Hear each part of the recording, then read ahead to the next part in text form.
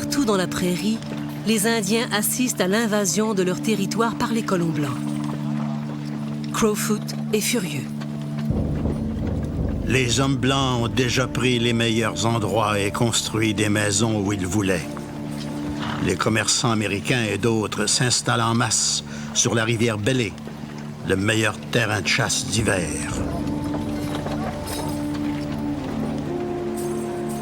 Les arpenteurs qui découpent la plaine en lots d'un quart de mille sont stoppés par des guerriers indiens. Les pieds noirs, les gens du sang et les pieds-gants demandent qu'on leur offre un traité pour les protéger des colons.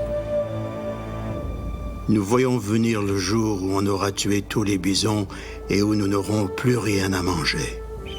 Alors vous verrez les pauvres pieds noirs mourir de faim. Le 15 août 1876, 2000 Cris campent sur la rive de la rivière Saskatchewan-Nord et attendent les négociateurs canadiens.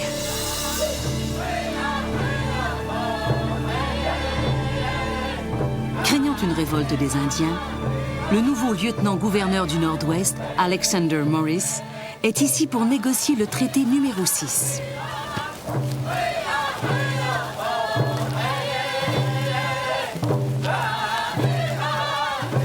Nous sommes frères. Je vois les Indiens recevoir l'argent du commissaire de la reine pour acheter des vêtements à leurs enfants.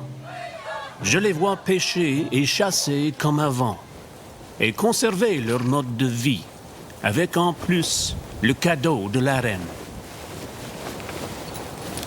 La promesse d'argent et de présents est alléchante, mais les Cris hésitent. Peuvent-ils faire confiance à l'homme blanc?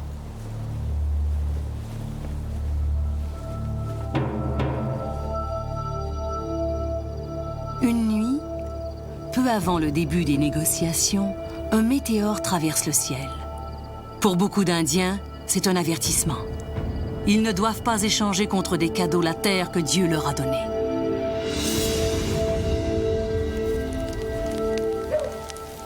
Les Cris sont profondément divisés entre eux. Leur jeune chef, Poundmaker, proclame que les Blancs n'ont aucun droit sur le territoire des Cris.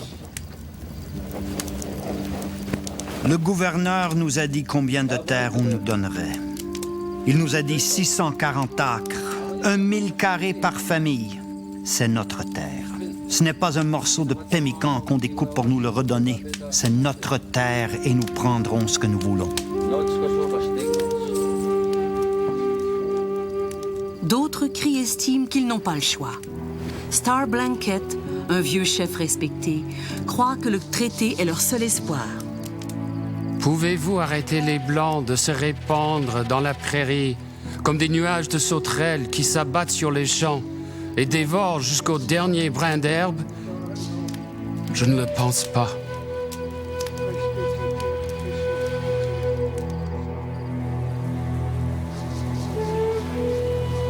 Après plusieurs jours de négociations, les chefs acceptent.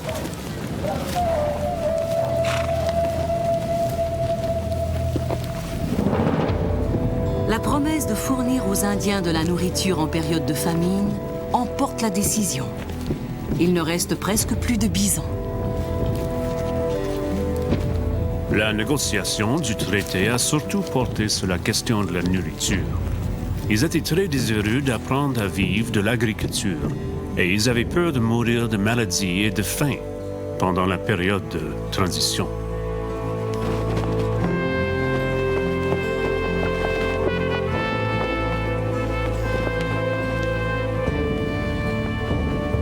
Une prière au Créateur scelle l'entente. Les Cris s'engagent à respecter le traité et à partager leurs terres et leur avenir avec les Blancs.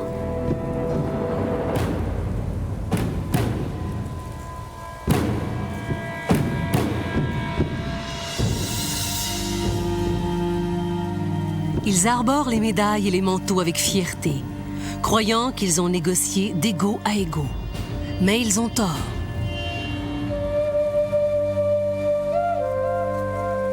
Quelques mois plus tôt, le gouvernement fédéral a adopté la loi des Indiens, faisant des Autochtones des pupilles de l'État. comme les orphelins ou les infirmes. Dorénavant, leurs vies seront contrôlées par Ottawa. Crowfoot signe le traité numéro 7 un an plus tard. Et comme l'écrit, les Pieds-Noirs apprendront bientôt la vraie signification des traités.